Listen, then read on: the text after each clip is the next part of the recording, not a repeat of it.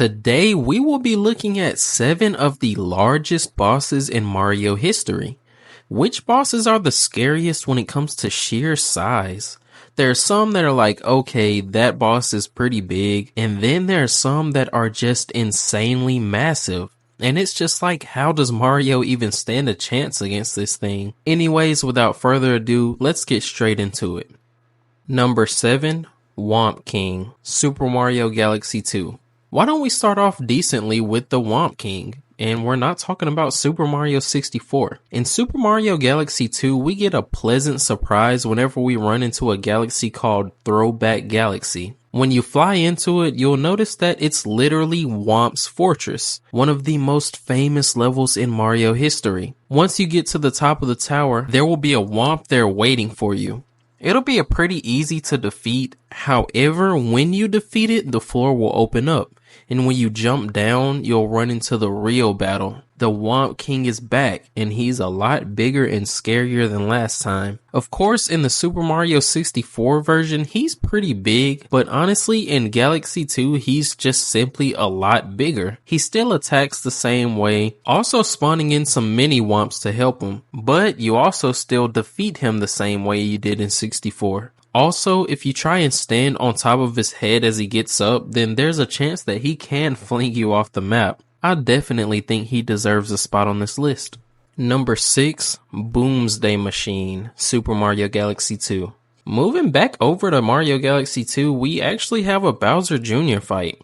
This time though, the machine he came up with is one of his biggest ever. The Boomsday Machine is almost like a castle mixed with a tank. As the fight starts, you'll notice that it's pretty big. You'll need to use the Cloud Flower to ride the wind to be able to get to the top and ground pound the glass at the top of the machine, to which then you'll fall back down and have to do it over again. Once you damage it twice though, that's when the sheer size comes in. A third level of the machine will emerge from the ground, allowing it to move around the stage. And all of a sudden, this boss is just absolutely massive. I mean, look at the sheer size of it compared to Mario from the first section to the last section. This is one of my favorite bosses in that entire game, and it really just shows how good the Cloud Flower is.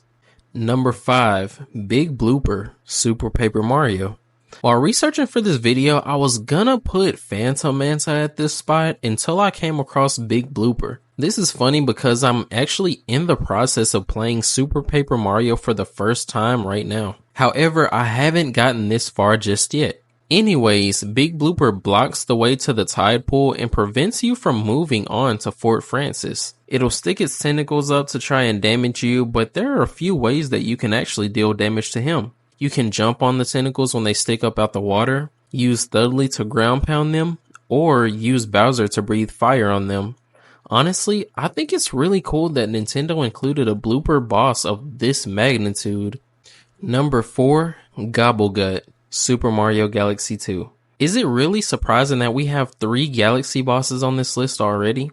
I mean, the game is called Super Mario Galaxy, so it's not really surprised that the bosses are these huge creatures and machines. Most of them are rather large, but I chose a few to the best of my ability. Anyways, Gobblegut is a huge dragon that circles around this tiny planet, and this won't be the last dragon on the list either, but Gobblegut is among the largest. You run around this tiny planet as Gobblegut chases you around and plunges through the entire thing trying to eat you. To defeat him, you have to spin to pop these 6 bubble-like things on his body. It's best to wait for him to plunge into the planet for the bulges to get stuck for split seconds to attack them. But it's also possible to backflip up to them while he's flying around. There's also a version of this fight called Fiery Gobblegut, which his body is on fire and you can't touch it, making it a bit harder than the first fight. This big space dragon definitely deserves its spot on this list. Number 3, Fracktail, Super Paper Mario. Fracktail is another dragon that is honestly pretty similar to Gobblegut. However, he's simply just bigger. He's actually a robotic dragon. Fracktail is the guardian of the Pure Heart and Yold ruins. When he realizes that Mario is the hero that he's been waiting 1500 years for, he actually starts to be nice to him. As Fracktail is just about to allow you to pass, Dimentio, one of Count Bleck's minions, sends a spell on Fracktail, corrupting his database and causing him to turn against Mario. He flies around the screen coming from all different directions, and you have to jump on his back at the right time. You'll have to walk along his back, grabbing enemies along the way and throwing them at the antenna on top of Fracktail's head to damage him. Honestly, thinking about it now, I kind of just see him as a bigger version of Gobblegut. Number 2, Ruined Dragon, Super Mario Odyssey. Yet another dragon on the list, I know. However, it's well deserved. The Ruined Dragon from Odyssey would eat the last 2 dragons for lunch. This is a ginormous dragon that shoots electricity from his mouth. You have to avoid it until he finally slams his head down on the stage, sending electric waves across. I guess using up all that electricity, he eventually burns himself out because he kind of just shuts down for a second. You can use that time to climb on top of his head and use Cappy to remove the blades, and then you can ground pound the soft spot on his head. Of all the dragons, this is the biggest and scariest looking one in my opinion, and the electrical powers just put the icing on the cake. Number 1, Mega Leg, Super Mario Galaxy. Again, is it really surprising to have a Galaxy boss at the number 1 spot? Mega Leg is by far one of the most massive bosses in Mario history. Just look at Mario compared to this thing. And the planet that he sits on isn't even really all that small, yet he dwarfs it as well. I mean, he even has his own gravitational pull. The sad thing though is that this boss really isn't all that hard. To defeat Mega Leg, you have to walk up its entire body, dodging bullet bills along the way. The green arrows on his legs will turn red, indicating that there's an intruder on board.